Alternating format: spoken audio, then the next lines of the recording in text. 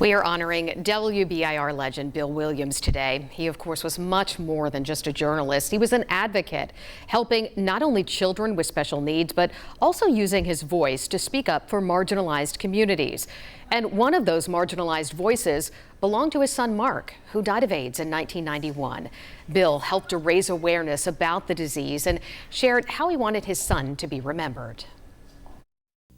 32-year-old Randy Boswell was one of those 26,000 people who have died with AIDS.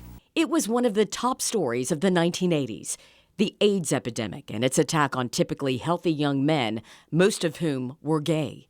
Many East Tennesseans didn't know much about AIDS or HIV. But that all changed thanks to Bill Williams.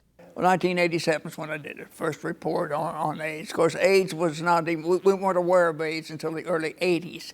And then it became an epidemic and people were scared to death. Professionally, Bill had an obligation to tell the story of AIDS, but he also wanted to learn everything he could about it for personal reasons.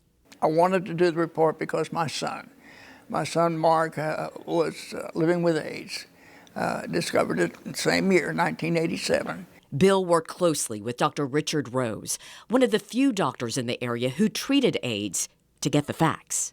He was so caring and so giving. He was caring so much that he couldn't do that forever. He finally had to give up that kind of practice because all his patients were dying. And it was just too hard on him. Through Dr. Rose, Bill shared the facts about how AIDS spread and cleared up some common misconceptions. And I tried to make very clear in my reporting was you couldn't get AIDS by shaking hands or sitting next to somebody or breathing the same air. You need not get AIDS that way. Again, it was very, very close to me because my son was living with AIDS and eventually died with AIDS. So that was a very personal thing that I needed to know more about, and I needed to let our viewers know about.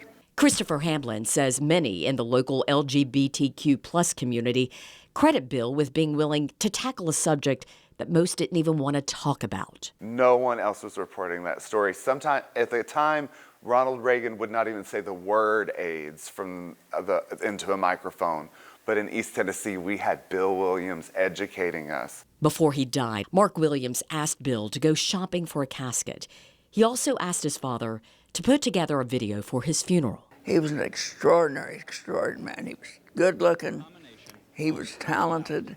I'm Mark Williams reporting from San Francisco for Eyewitness News. He could sing. So put them hands back in the pan and put your silly grin. He could speak.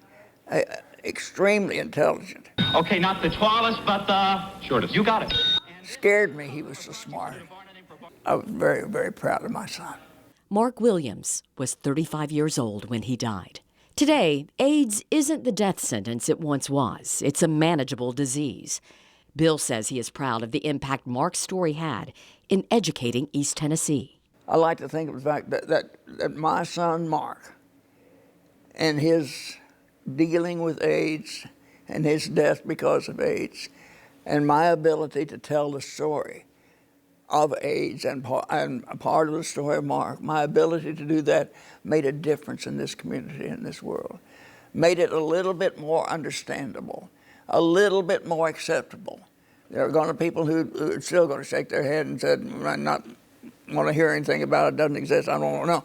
But it is, I think, now people could say, okay, I see and I know.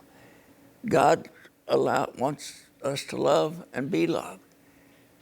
And I remember an old preacher saying this: God don't make no junk.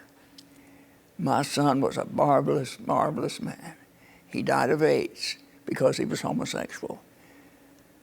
But he was loved by God because God don't make no junk.